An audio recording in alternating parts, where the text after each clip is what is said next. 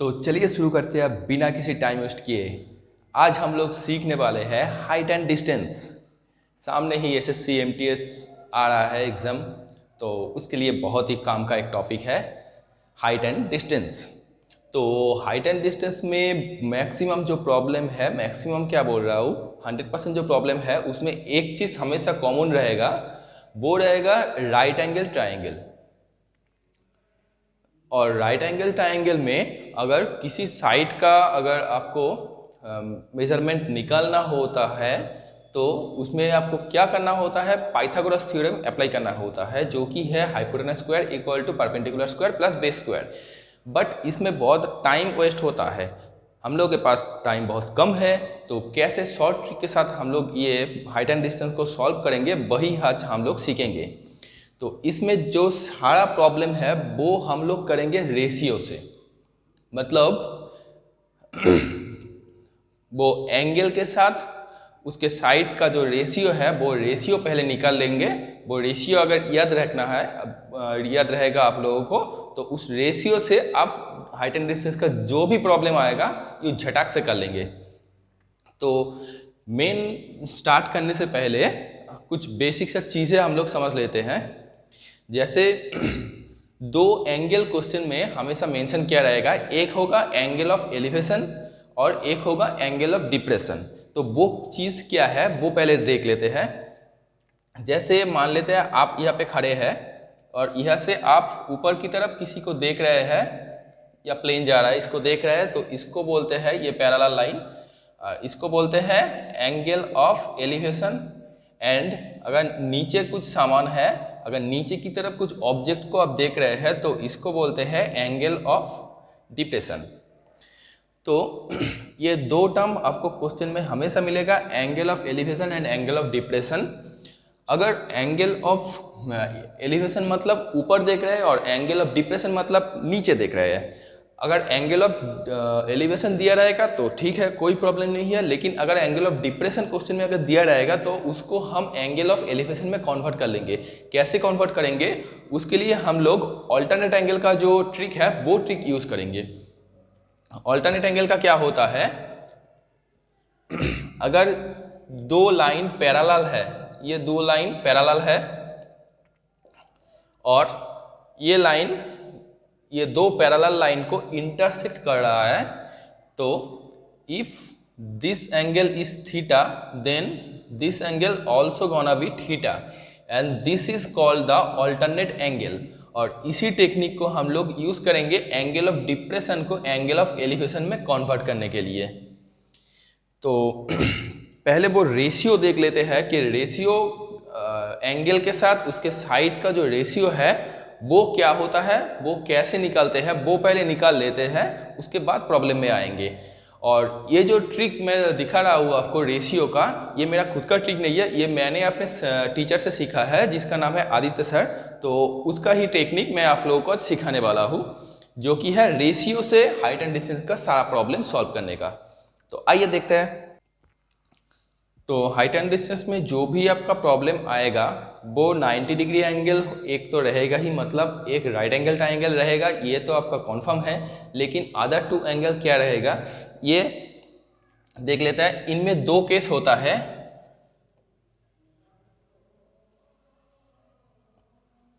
ये एक triangle and this is other triangle.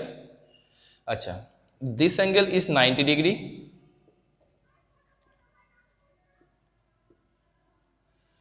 अब इनमें टू केसेस होता है। एक तो होता है यहाँ पे एक 45 डिग्री का एंगल होगा, तो obviously this angle is also 45 degree, क्योंकि ट्राइंगल का तीनों एंगल का सम होता है 180 डिग्री। तो उसी हिसाब से अगर ये एंगल 90 डिग्री है and this angle is 45 degree, तो ये एंगल 45 डिग्री ही होगा। और एक केस आता है, अगर कोई भी एक एंगल, ये एंगल हो या फिर ये एंगल हो, कोई भी एक एंगल अगर 30 डिग्री होगा तो दूसरा एंगल 60 डिग्री होगा, क्योंकि तीनों एंगल का सम होगा 180 डिग्री। तो ये दो केस आपको हाइट एंड डिस्टेंस के जो 98% जो प्रॉब्लम्स है उनमें ये टू केसेस ही दिखाई देगा। कुछ ऑड एंगल अगर होगा जैसे 35 डिग्री 55 डिग्री ऐसा ऑड एंगल दे के क्वेश्चन आने का चांसेस बहुत ही कम है, और अगर आएगा तो ये दो एंगल का वैल्यू क्वेश्चन में गिवन रहेगा। तो अगर ये ऑड एंगल दिया रहेगा तब तो पाइथागोरस के अलावा कोई और चारा रहेगा नहीं, तब पाइथागोरस अप्लाई करना पड़ेगा। लेकिन अगर ये दो केसेस आपको दिया रहेगा जो कि 98% प्रॉब्लम्स में ऐसे ही सम आते हैं, मतलब ऐसे ही ट्रायंगल बनता है, तो आपको रेशियो से वो सारा सम आप लोग सॉल्व कर पाएंगे। तो पहले वो रेशियो निकाल लेते हैं, पहले ये वाले ट्रायंगल का निकाल लेते हैं जिसका तीनों एंगल है 90 डिग्री 45 डिग्री एंड 45 डिग्री। पहले ट्रायंगल का एक नामकरण कर लेते हैं ABC। अच्छा, अब this angle and this angle are same, so this side that is BC and AB are also be same. So ये दो साइड को हम लोग 1 यूनिट पकड़ लेते हैं।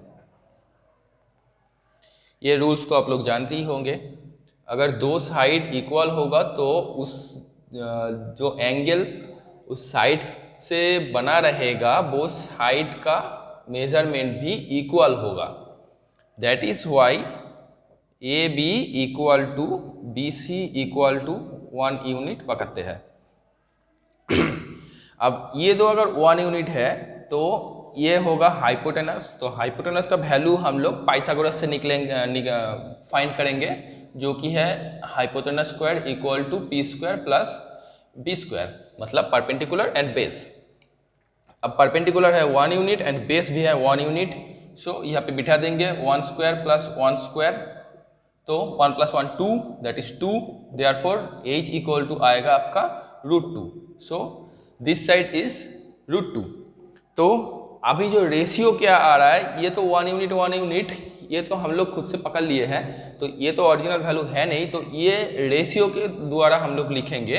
तो कैसे लिखेंगे, 90 45 45, 90 डिग्री के ऑपोजिट वाला साइड है √2, 45 डिग्री के ऑपोजिट वाला साइड है 1 एंड 45 डिग्री का ऑपोजिट वाला साइड है 1, तो इसको 1 एंड 1 कर देंगे। तो रेशियो हुआ 90 45 एंड 45 वाला अगर ट्रायंगल होगा तो उसका रेशियो होगा √2 1 एंड 1। हमेशा एक चीज याद रहेंगे कि 90 के बराबर जो √2 है, ये 90 का ऑपोजिट वाला जो साइड है उसका वैल्यू है। अब देखते हैं जो 90 30 एंड 60 वाला जो ट्रायंगल है उसका रेशियो क्या होता है। अभी देखते हैं अगर 90 30 एंड 60 डिग्री वाला ट्रायंगल होगा तो उसके लिए वो रेशियो क्या होता है। तो एक चीज बता देता हूँ, ये एंगल मैंने 30 डिग्री लिया है, तो इसका मतलब ये नहीं कि 60 डिग्री यहाँ पे नहीं हो सकता। 90 डिग्री तो यहाँ पे फिक्स्ड है, लेकिन यहाँ पे अगर 60 होगा तो यहाँ पे 30 होगा, यहाँ पे 30 होगा तो यहाँ पे 60 होगा, एक ही बात है, कोई इशू नहीं है। तो मैं यहाँ पे 30 लेके रेशियो निकाल लेता हूँ। तो अगर 30 डिग्री एंगल है तो हम लोगों को मालूम है sin 30 का वैल्यू क्या होता है, sin 30 होता है हाफ। अब sin मतलब क्या, परपेंडिकुलर बाय हाइपोटेनस, तो परपेंडिकुलर यहाँ पे क्या हो रहा है AB एंड हाइपोटेनस AC, सो इसको हम लोग लिख सकते हैं AB बाई AC। तो AB का वैल्यू आ रहा है हम लोगों का 1 यूनिट एंड AC का वैल्यू आ रहा है 2 unit, so this is 1 and this is 2 unit. अब पाइथागोरस अप्लाई करेंगे और ये BC साइड निकालेंगे। पाइथागोरस अप्लाई करने से क्या होगा, H square equal to P square plus B square. H का वैल्यू क्या है 2 स्क्वायर, P का value 1 square and plus B square, therefore B square का वैल्यू क्या आ रहा है 2 square minus 1 square, that is 4 minus 1 3, therefore B आ रहा है आपका √3, देयरफॉर द साइड BC का वैल्यू आ रहा है √3। मतलब 60 डिग्री के ऑपोजिट वाला जो साइड होगा वो होगा √3, 30 डिग्री के ऑपोजिट वाला जो साइड होगा वो होगा 1 एंड 90 डिग्री के ऑपोजिट वाला जो साइड होगा वो होगा 2। सो रेशियो क्या लिखेंगे हम लोग, रेशियो लिखेंगे 90 डिग्री, 60 डिग्री, 30 डिग्री। तो 90 का ऑपोजिट वाला है 2, 2 रेशियो 60 का ऑपोजिट वाला √3, 2:√3:1। ये दो रेशियो अगर आप लोग याद रखेंगे तो ये रेशियो से आप लोग हाइट एंड डिस्टेंस का मैक्सिमम प्रॉब्लम सॉल्व कर पाएंगे। अब क्वेश्चन में आते हैं और देखते हैं कैसे इस रेशियो को हम लोग क्वेश्चन के सॉल्व करने में इस्तेमाल करेंगे। और तो पहले क्वेश्चन में क्या बोला है, the length of a shadow of a vertical tower on ground increased by 10 metre when altitude of sun changes from 45 degree to 30 degree. The height of the tower निकालने के लिए बोला है। तो पहले डायग्राम ड्रॉ कर लेते हैं, उसके बाद सॉल्यूशन देखते हैं। अब डायग्राम क्या होगा यहाँ पे बना लेते हैं।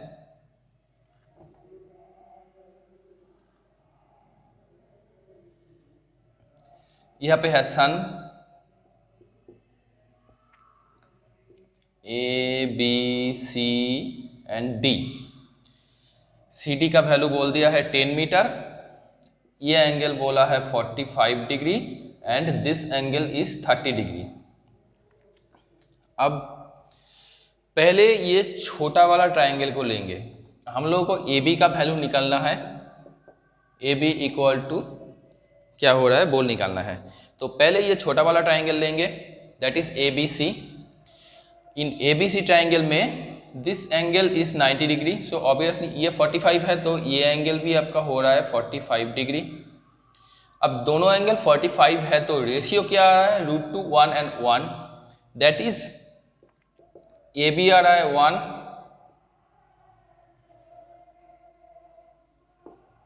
BC आ रहा है 1, इसको 1 यूनिट, इसको 1 यूनिट।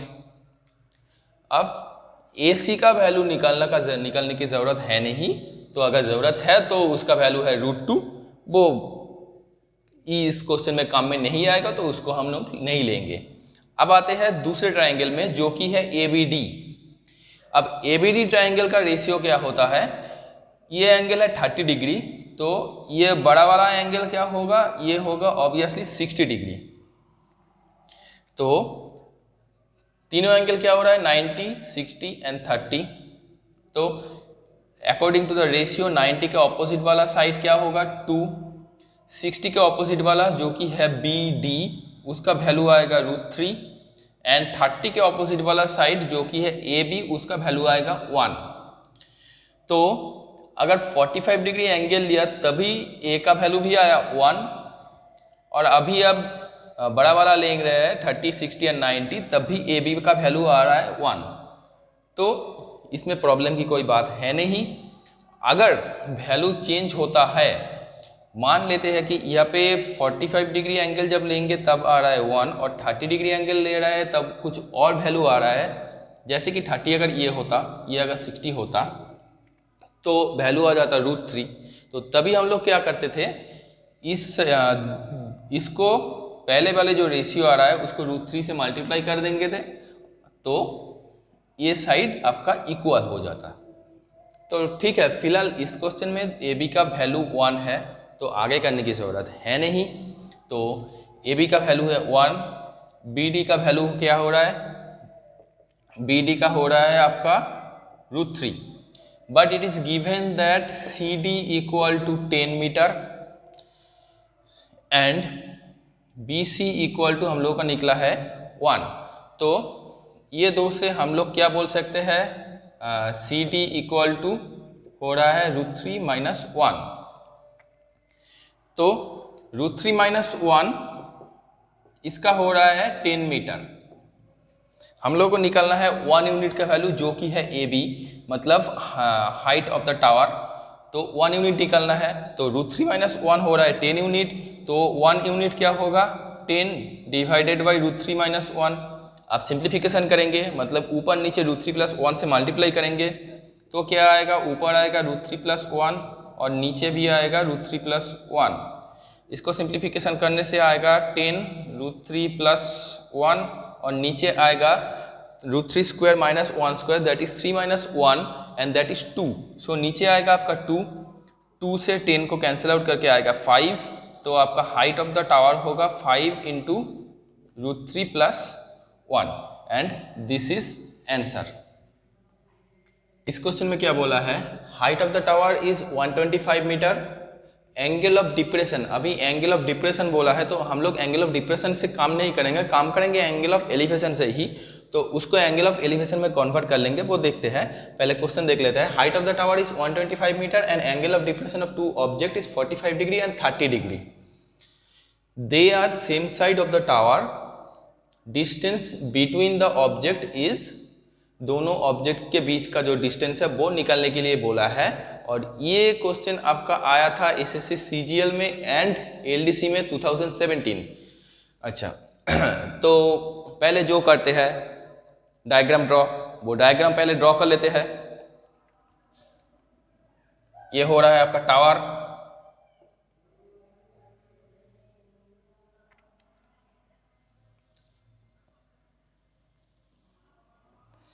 अब पहले बोला है एंगल ऑफ डिप्रेशन, ये है first angle of depression that is 30 degree. अब this two line are parallel, so ये एंगल अगर 30 डिग्री है तो ये एंगल भी होगा 30 degree, because they are alternate angle. जो ऑल्टरनेट एंगल का जो रूल मैंने आपको बताया था स्टार्टिंग में, वही वाला हम लोग यहाँ पे यूज कर रहे हैं। अब सेकेंड एंगल ऑफ डिप्रेशन क्या बोला है, 45 degree. This angle 45 degree, so this two line are parallel, so this angle is 45 degree. अब एंगल ऑफ एलिवेशन को हम लोग एंगल ऑफ डिप्रेशन को हम लोग एंगल ऑफ एलिवेशन में कन्वर्ट कर लिए हैं। पहला काम हो गया। दूसरे वक्त काम क्या बोला है, height of the tower mention कर दिया है 125 मीटर, सो 125 हो रहा है आपका हाइट ऑफ द टावर। नामकरण कर लेते हैं ABCD, इसको भी एक दे देते हैं, कुछ काम का तो है नहीं। अच्छा तो height of the tower that is AB हम लोगों को मेंशन कर दिया है 125 मीटर। अब ये एंगल है 45 degree, this angle obviously 90 degree होगा एंड दिस एंगल 45 डिग्री होगा। सो अगर दोनों एंगल 45 डिग्री है तो अकॉर्डिंग टू द रेशियो हम लोग ये बोल सकते हैं कि BC होगा 125, बिकॉज 1:1 है। तो इस साइड अगर जो होगा तो AB जो होगा BC भी सेम ही होगा, तो BC हो रहा है आपका 125 मीटर। अब आते हैं दूसरा वाला ट्रायंगल को लेके। दूसरे वाले ट्रायंगल में क्या है, ये एंगल बोला है 30 डिग्री, ये एंगल है 90 डिग्री। सो ये जो एंगल A है ये होगा आपका 60 डिग्री। अब 30 डिग्री के ऑपोजिट वाला जो साइड है वो है 125, मतलब 1 इज इक्वल टू 125। अब तो 60 डिग्री के ऑपोजिट वाला जो साइड मतलब BD, तो इसका वैल्यू क्या होगा √3। तो अगर 1 यूनिट इज 125, 1 यूनिट इज 125, तो √3 यूनिट क्या होगा 125 √3। तो दैट इज BD जो हो रहा है इसका वैल्यू हो रहा है 125 √3। अब हम लोग को निकालने के लिए बोला है CD, that means the distance between the object. तो CD का वैल्यू क्या होगा, ये पूरा लेंथ माइनस BC का लेंथ जो होगा वही होगा CD। तो पूरा लेंथ क्या हो रहा है 125 × √3, ये हो रहा है टोटल लेंथ।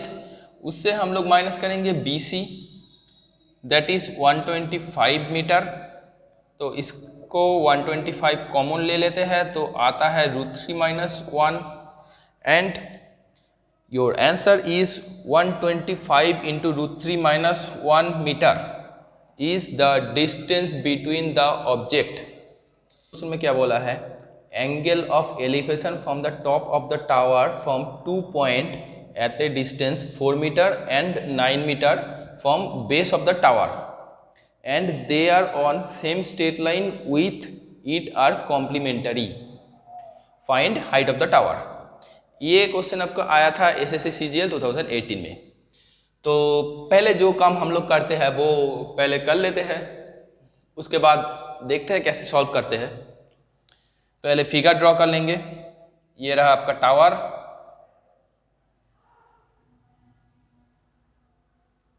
इसको बढ़ा देते हैं। Okay, so A B C and D. B C बोला है 4 मीटर एंड बी डी बोला है 9 मीटर। और एक चीज बोला है जो कि है कॉम्प्लीमेंटरी एंगल। कॉम्प्लीमेंटरी एंगल मतलब the sum of the two angle is 90 degree, then they are called the complementary angle. तो मतलब this angle and this angle, ये दो एंगल का सम होगा 90 डिग्री। तो किसी भी एक एंगल को हम लोग थीटा पकड़ लेते हैं।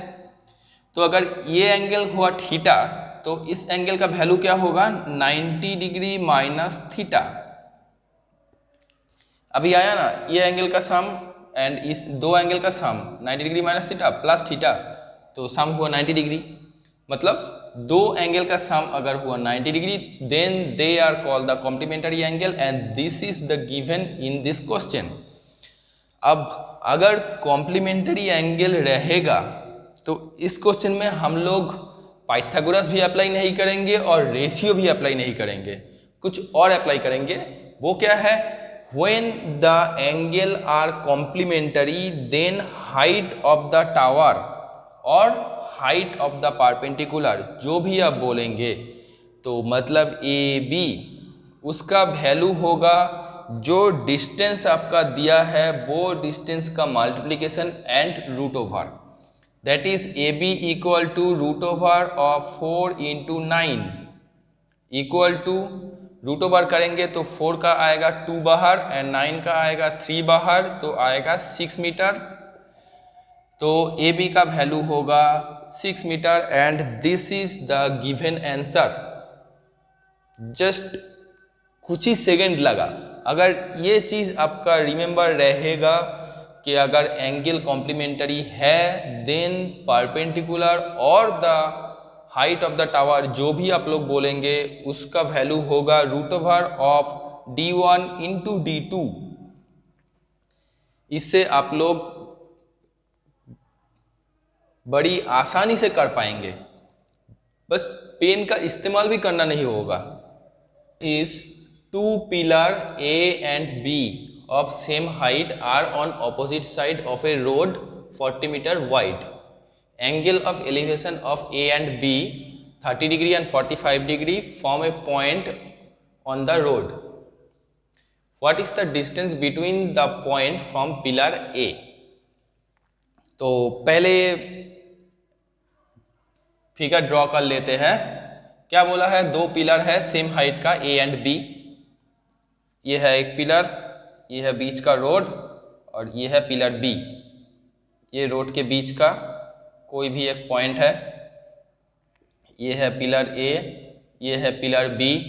नेक्स्ट क्या बोला है, angle of elevation of A and B is 30 and 45। अब ये एंगल हुआ 30 डिग्री, ये एंगल हुआ 45 डिग्री। तो obviously this angle is 45 degree because this angle is 90 and this angle is 90, so this angle is obviously 60 degree. Next क्या बोला है, the road is 40 metre wide, so this is 40। अब ये कोई भी एक पॉइंट O पकड़ लेते हैं। तो अभी ये रेशियो का यूज करेंगे और इसका सॉल्यूशन निकालेंगे। तो पहले ये 45 डिग्री एंगल वाला रेशियो का यूज कर लेते हैं। उससे क्या होगा, अगर दिस साइड 1 है तो ये भी 1 होगा। Height of the tower B। अब क्या बोला है, height of the tower A and B are same, तो सेम ही हो रहा है बिकॉज 30 के ऑपोजिट वाला जो है अकॉर्डिंग टू द रेशियो वो भी है 1, तो ये भी है 1। तो 60 के ऑपोजिट वाला जो साइड है उसका वैल्यू आएगा √3। तो क्या हो रहा है, ये टोटल रोड का जो डिस्टेंस है वाइड है वो है 40 मीटर, बट ये जो फिगर है उसके अकॉर्डिंग रोड का डिस्टेंस क्या आ रहा है, √3 + 1, तो जो कि क्वेश्चन में दिया गया है 40। अब हम लोग को निकालने के लिए बोला है ये O पॉइंट से foot of the tower, foot of the pillar A का डिस्टेंस, मतलब ये जो √3 हम लोग निकाले हैं, ये √3 का वैल्यू क्वेश्चन में पूछा है। तो इससे हम लोग क्या निकाले हैं, √3 + 1 = 40। तो 1 = क्या होगा, 40 डिवाइडेड बाई √3 + 1। निकालना क्या है, O से इस पॉइंट का वैल्यू जो कि है √3, तो √3 = क्या होगा, 40 × √3 divided by √3 + 1, and this is your answer. आप चाहे तो आप सिंप्लीफिकेशन कर सकते हैं, तो ये क्वेश्चन के ऊपर डिपेंड करता है कि क्वेश्चन में क्या ऑप्शन दिया है उसके ऊपर। अगर क्वेश्चन में ऑप्शन सिंप्लीफाई करके दिया है तो आप भी यहाँ पे सिंप्लीफाई कर लेंगे। √3 + 1 नीचे है तो √3 - 1 से ऊपर नीचे मल्टीप्लाई करेंगे तो आएगा 40 √3 और √3 - 1 ऊपर मल्टीप्लाई, नीचे भी √3 + 1 × √3 - 1। अब इसका वैल्यू क्या आएगा, √3² - 1², (2 - b² का फॉर्मूला, तो क्या आएगा, ऊपर आएगा 40 √3 × √3 - 1 और नीचे आएगा 3 - 1 जो कि है 2। अब 2 से 40 को कैंसिल आउट कर देंगे, होगा 20। तो आपका आंसर आएगा 20।